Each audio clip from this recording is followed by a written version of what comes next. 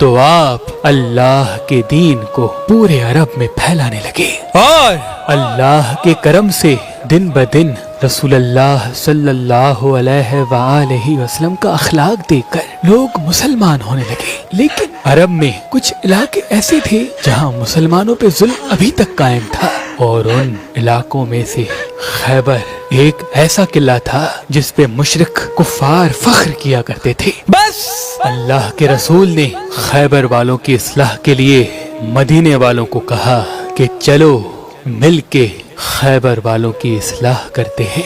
उस वक्त लोग ये समझते थे कि हमेशा रसूल अल्लाह हर जगह अली को भेजते हैं, अगर हमें भी मौका मिले तो हम भी अपनी बहादुरी दिखाएं, हम भी अपनी ताकत से दुनिया को हैरान कर देंगे। तभी अल्लाह के रसूल ने फरमाया कि अल्लाह की मर्जी है कि खैबर की तरफ अली के बगैर जाया जाए। लोग हैरान होने लगे कि खैबर का इतना बड़ा किला और वहाँ मरहब जो हजारों लोगों से लड़ता है, जिसकी बहादुरी के किस्से पूरे हिजाज में आम हैं, वहाँ अली के बगैर कैसे जाए? अल्लाह के रसूल ने फरमाया हर वो शख्स जो अपने आप को बहादुर समझता है वो आए और ये सोच ले कि किसी को माल गनीमत नहीं मिलेगा। बस अल्लाह के रसूल 1565 असहाब के साथ खैबर की तरफ रवाना हुए, जिनमें 200 सवार और बाकी सब पैदल थे।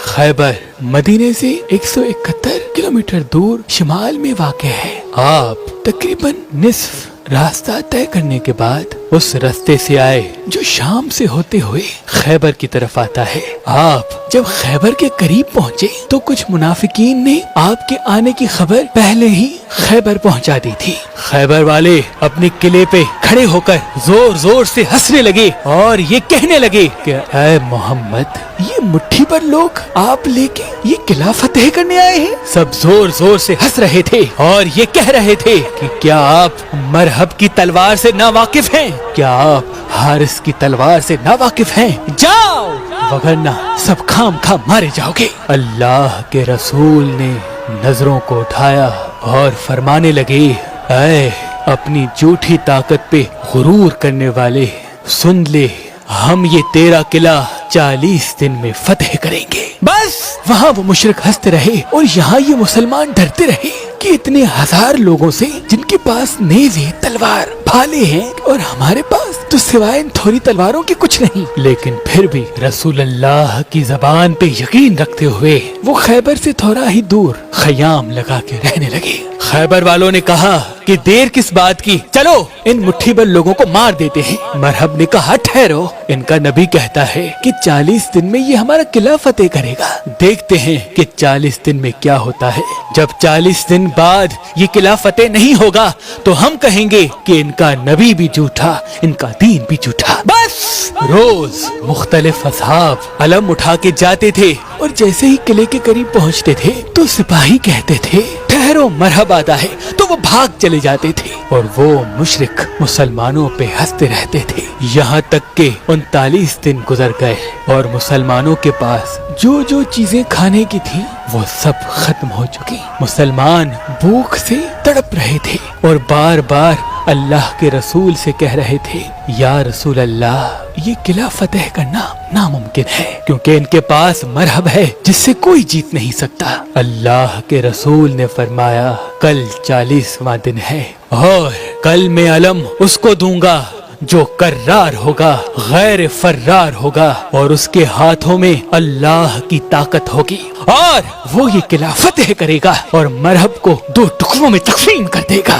रात हुई, अल्लाह के रसूल मुसल्लाए इबादत पे अल्लाह का जिक्र कर रहे थे, अल्लाह से मदद मांग रहे थे कि इतनी देर में जिब्रील अमीन नाजिल हुआ और फरमाने लगे कि ऐ अल्लाह के महबूब, अल्लाह का हुक्म है कि पुकारो अली को जिससे अजायबात जाहिर होते हैं, तुम उनको हर मुसीबत में अपना मददगार पाओगे, तमाम दुख और परेशानियां दूर हो जाएंगी अली की मदद से, अली की मदद से, अली की मदद से। बस अल्लाह के रसूल नमाज फज्र के बाद असहाब से कहने लगे अली कहाँ है, असहाब ने कहा, या रसूल अल्लाह, उनकी आंखों में दर्द है और वो मदीने में है। अल्लाह के महबूब ने कहा, मुझे अल्लाह की तरफ से ये खबर मिली है कि अनकरीब अली हमारे साथ होंगे। बस अली का नाम सुनना था, असहाब महकने लगे और उनके चेहरों पे तबस्सुम आशना होने लगा। बस सब झूम ही रहे थे कि इतनी देर में इमाम अली अलैहिस्सलाम अल्लाह के रसूल हजरत मोहम्मद मुस्तफ़ा सल्लल्लाहु अलैहि वसल्लम की खिदमत में हाजिर हो गए और फरमाने लगे, ऐ मेरे मौला, क्या हुक्म है अपने इस गुलाम के लिए। अल्लाह के रसूल ने मुस्कुरा के अली को देखा तो उनकी आंखें बेइंतहा दर्द में थी। आपने अपना लाबे दहन अली की आंखों में डाला। बस रसूल अल्लाह सल्लल्लाहु अलैहि वसल्लम के लाबे दहन की बरकत से इमाम अली अलैहिस्सलाम की आंखों को शिफा मिल चुकी। अल्लाह के रसूल ने इमाम अली से फरमाया, ऐ अली, ये अलम लो और जाओ ये खैबर का किला फतह करके आओ। बस अल्लाह के रसूल का ये कहना था। इमाम अली अलम लेके खैबर के किले की तरफ गए और फरमाने लगे, ला इलाहा इल्लल्लाह मुहम्मदुर रसूलुल्लाह। वो मुशरिक किले से फिर खड़े होके कहने लगे कि ऐ नौजवान, क्यों अपनी मौत को बुलाता है, जा जा चला जा। तुझसे पहले भी बहुत से लोग आए थे और सिर्फ मरहब का नाम सुन के ही भाग जाते थे। इतनी देर में इमाम अली अलैहिस्सलाम ने वो लकड़ी का अलम जो साथ में पत्थर था उसमें गाड़ दिया। बस मरहब हारिस सब हैरत से देख रहे थे कि ये लकड़ी का अलम पत्थर में कैसे गया। तो खैबर के नजूमियों ने कहा, इसमें हैरत की कोई बात नहीं,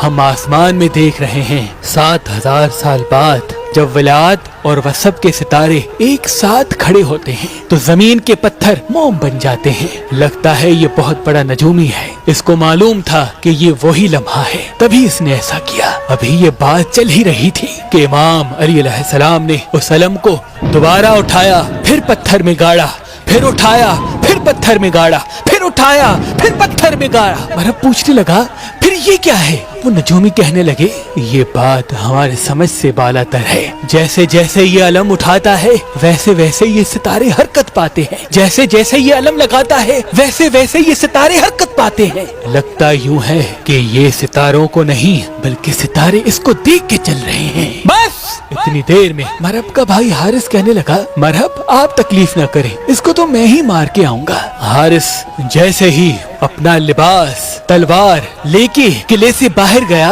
और कहने लगा, मैं हारिस हूँ, अगर भागना चाहते हो तो भाग जाओ। इमाम अली ने फरमाया, ऐ शख्स, ना हम भागने आए हैं ना हम किसी को कत्ल करने आए हैं, हम तो सिर्फ ये चाहते हैं कि तुम अपनी इस्लाह करो, अल्लाह के दीन को कबूल करो, दुनिया व आखिरत में सुरखरू रहो। इतनी देर में हारिस ने जैसे ही वार किया, इमाम अली अलैहिस्सलाम ने उस वार को रोका और एक ही वार में हारिस को फिटनार कर दिया। मुसलमान अल्लाह अकबर कहने लगे और मुशरिक सर पीटने लगे। ये मंजर जब मरहब ने देखा तो उसे और भी गुस्सा आया। उसने कहा, मेरी तलवार ला, इस मुसलमानों की मौत मेरे हाथों लिखी है। बस तलवार लेके खैबर के किले के बाहर आया और झूम झूम के कहने लगा, जमीन खैबर को मालूम होना चाहिए कि आज इसके सीने पे मरहब आया है, कभी न मरने वाला।